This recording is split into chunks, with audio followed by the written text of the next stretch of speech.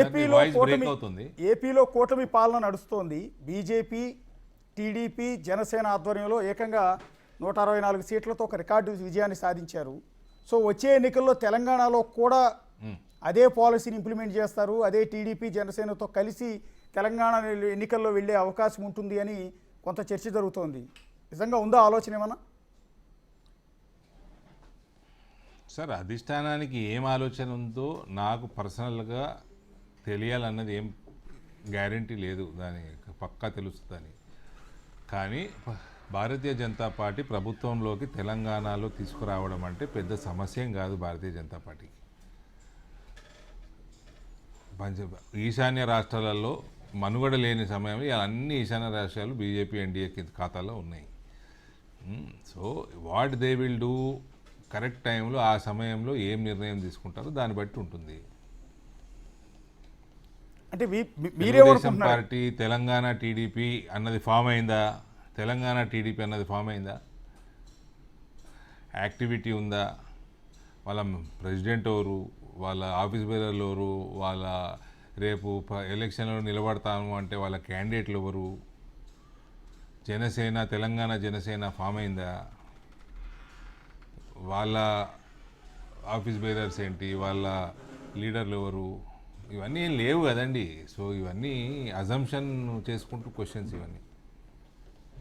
ఎందుకంటే ఊరికి నాకు తెలిసిన సమాచారం చెప్తున్నాను. తెలంగాణ టీడీపీ ఇప్పటికీ ఉంది కదా. తెలంగాణ టీడీపీ అధ్యక్షులు మొన్నటిదాకా ఆయన జ్ఞానేశ్వర్ గారు చేశారు, ఇప్పుడు బక్కయ్య ఉన్నారు, బక్కయ్య గారు సంథింగ్ ఆయన ఉన్నారు. అండ్ జనసేనకి మొదటి నుంచి ఉన్నాడుగా శంకర్ గౌడ్ గారు అధ్యక్షుడిగా ఉన్నారు సార్. ఆ టైంలో ఎలక్షన్ సమయానికి వచ్చే సమయానికి వాళ్ళ యాక్టివిటీ ఎంత ఉంది, వాళ్ళ ప్రజలలో వాళ్ళు ఎంత డీప్గా ఉన్నారు, ఇవన్నీ కూడా అవగాహన చేసుకుంటారు కదా. పార్టీలు అన్నప్పుడు సర్వేలు ఉంటాయి, రీసెర్చ్లు ఉంటాయి. వాళ్ళు they are our partners. Pawan Kalyan is a popular leader, he was a popular actor, today is a popular leader, is an important leader in Telugu states, both the states. He is a popular figure, there is no doubt. But ఎలక్షన్లు పొత్తుంటాయా లేదా అన్నది ఆ రోజు సర్వేలు, వ్యవహారము, scientific అప్రోచ్లో నిర్ణయాలు తీసుకుంటారు. నేను మీ వ్యక్తిగత అభిప్రాయం అడుగుతున్నానండి. దట్ ఈస్ ఆంధ్రాలో జరుగుతున్నది తెలంగాణలో జరుగుతుంది అన్నదానికి ఏమి పక్కా జరుగుతుందని ఏమి లేదు. అట్లా ఇక్కడ పరిస్థితులను బట్టి ఇక్కడ నిర్ణయాలు ఉంటాయి. అంటే చంద్రబాబు నాయుడు గతంలో కాంగ్రెస్తో పొత్తు పెట్టుకుని 2018 ఎన్నికల్లో తెలంగాణలో ప్రచారం చేసినప్పుడు కేసీఆర్ అదే అంశాన్ని జనాల్లోకి తీసుకెళ్లారు. అదిగో మళ్ళీ ఆంధ్ర వాళ్ళు వచ్చేస్తున్నారు, అదే చంద్రబాబు వచ్చేస్తున్నాడు, మళ్ళీ రాష్ట్రం వాళ్ళ చేతుల్లోకి వెళ్ళిపోతుందని దాన్ని చూపించి అధికారంలోకి వచ్చారు కదా. సో ఇప్పుడు మళ్ళీ అదే చంద్రబాబు ఒకవేళ బీజేపీతో కలిసి చూపించి అధికారంలోకి వచ్చారు కాదు సార్. వాళ్ళందరూ ఓట్లేస్తేనే ఇలా 52, 53 సీట్లు వచ్చినాయి జిహెచ్ఎంసీలో. వాళ్ళందరూ ఓట్లేస్తేనే వచ్చినాయి. ఈసారి వేస్తారా ఓటు? మరి చూద్దాం. అంటే ఆంధ్ర సిట్లర్స్ ఓట్లు బీఆర్ఎస్కి పడే అవకాశం లేదంటారా ఈసారి? బీజేపీ వైపు గ్యారంటీ వచ్చే నాకైతే అనిపిస్తలేదండి. అంటే ఏ ఈక్వేషన్ సార్? అంటే ఆంధ్ర సిట్లర్లు ఇటువైపు బీజేపీ వైపు ఉన్నారు. అయితే నాకు మిత్రులు ఉంటారు, నాకు తెలిసిన వాళ్ళు ఉంటారు, మేము మాట్లాడుకుంటూ ఉంటాం. నాకైతే అనిపిస్తలేదు. ఓకే, ఇప్పుడు మీరు కూడా మాట్లాడుతూ మీరు కూడా మీ ప్రశ్నల్లో టీఆర్ఎస్ పార్టీ ఇర్రిలవెంట్ అయిపోతుంది అన్నది మీరు అన్నారు. అంతే, వాళ్ళు కూడా అనుకుంటారు మీలాగే. అక్కడ ఆంధ్రాతో సంబంధం ఉన్న వాళ్ళు ఇక్కడ హైదరాబాద్లో ఓటర్స్ అందరూ కూడా అదే అనుకుంటున్నారేమో. ఓకే, అంటే ప్రస్తుతం ఫోన్ ట్యాపింగ్ ఇష్యూ కావచ్చు, కాళేశ్వరం మీద విచారణ కావచ్చు, ఇవన్నీ మీరు అనుకుంటున్నట్టుగా అంటే ఎక్స్పెక్టేషన్కి తగ్గట్టు కరెక్ట్గానే జరుగుతుందండి దర్యాప్తు? సార్ అంటే నాకు సరిగ్గా వినబడలేదు. కాళేశ్వరం విచారణ అంటే కాళేశ్వరం విచారణ కానీ ఫోన్ ట్యాపింగ్ కానీ రేవంత్ చేయాల్సిన జెన్యూనిటీతో చేస్తలేడని నా ఉద్దేశం. ఓకే, అది ఎందుకు చేస్తలేడు, దాని వెనకాల ఉన్న లావాదేవీలు ఏంది అన్నది అది విచారణ చేయాలా, ఆలోచన చేసుకోవాలా, టైం విల్ టెల్. ఓకే, అంటే మీరైతే ఆ విచారణ జరుగుతున్న తీరు మీద పెద్ద సాటిస్ఫాక్షన్ లేదు? ఇప్పుడు సార్ 2018 అంటే 4 సంవత్సరాలు అయింది అప్పటికి తెలంగాణ వచ్చి కేవలం.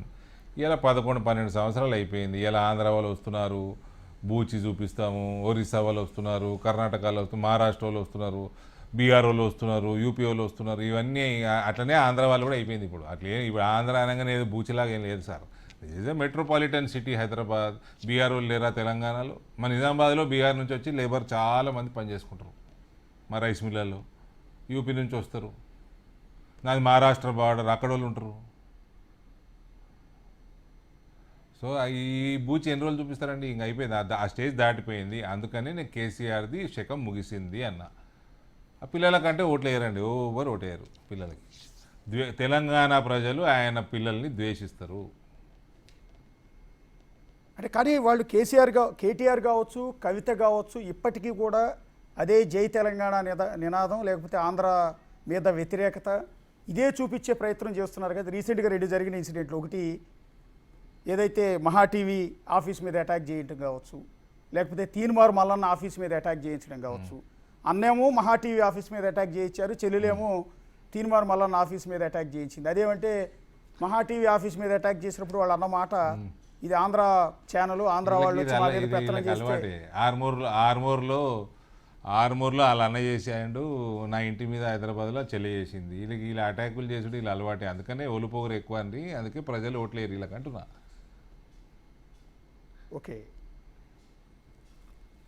ఇంకొకసారి ఒకటి, 1.5 ఏళ్ల కాంగ్రెస్ పార్టీ అధికారంలోకి వచ్చి ఈ పరిపాలన మీద, రేవంత్ రెడ్డి పరిపాలన మీద, రేవంత్ రెడ్డి సీఎంగా మీరు ఎన్ని మార్కులు ఇస్తారు? ఎలా ఉందని అడిగితే ఏం చెప్తారు? సార్ ఇప్పటి వరకు అయితే ప్రజలలో బాగా అసంతృప్తి ఉంది. ఓకే, వాగ్దానాలు అనేకం, నిలబెట్టుకుంది ఏమీ లేదు. ఒక ఏంటది, ఆ బస్ ఒకటి ఫ్రీ అన్నారు, అది ఇస్తున్నారు. ఈ మధ్య రైతులకి బోనస్ ఏదో ప్రకటించినప్పుడు ఈ మధ్య మొదలైనట్టుంది. ఈ 2 తప్ప చాలా ఇతర వాగ్దానాలు ఉన్నాయి. పెన్షన్లు ఉన్నాయి, మన గృహలక్ష్మి ఉంది, మళ్ళీ మహాలక్ష్మి పథకం ఉంది, మళ్ళీ రైతులకి రుణమాఫీ సరిగ్గా కాలేదు, ఎన్ఆర్ఐల మీద వాగ్దానాలు ఉన్నాయి. అనేక సెగ్మెంట్స్లో వాళ్ళు చేసుకున్న వాగ్దానాలు ఏది కూడా బీసీ స్కాలర్షిప్లు, ఎస్సీ స్కాలర్షిప్లు, విదేశీ చదువులు అన్నారు. ఒక్కొక్క జాగాకు పోయి వరంగల్ పోయే తీర్మానము, నిజామాబాద్ వచ్చే తీర్మానము, కరీంనగర్ పోయే తీర్మానము, ఇట్లా మస్తు తీర్మానాలు చేశారు. ఏది కూడా ఇంప్లిమెంట్ కాలేదు. అడ్మినిస్ట్రేటివ్గా ఇంపాక్ట్ లేదు. ఆయనకు ఫైనాన్షియల్ స్ట్రెస్ ఉందా, మరి ఏముందా, ఆయనని బహిరంగ కూడా మాట్లాడుతున్నాడు. సో ఇప్పటి వరకు అయితే కాంగ్రెస్ పార్టీ పరిపాలన 1.5 ఏళ్లలో ప్రజలు హర్షించే విషయం ఏమీ లేదు. వచ్చే ఎన్నికల్లో బీజేపీ కనుక అధికారంలోకి వస్తే బీసీ ముఖ్యమంత్రి అభ్యర్థిగా ధర్మపురి అరవింద్ గారి పేరే మొదట వినిపిస్తోంది అని మేము మాట్లాడుతున్నప్పుడు చాలామందితో. మా ముఖ్యమంత్రి పదవి ఎవరికి, ఏ కులము, నేను పర్సనల్గా మాట్లాడితే భారతీయ జనతా పార్టీలో కుల రాజకీయాలు ఉండకూడదు.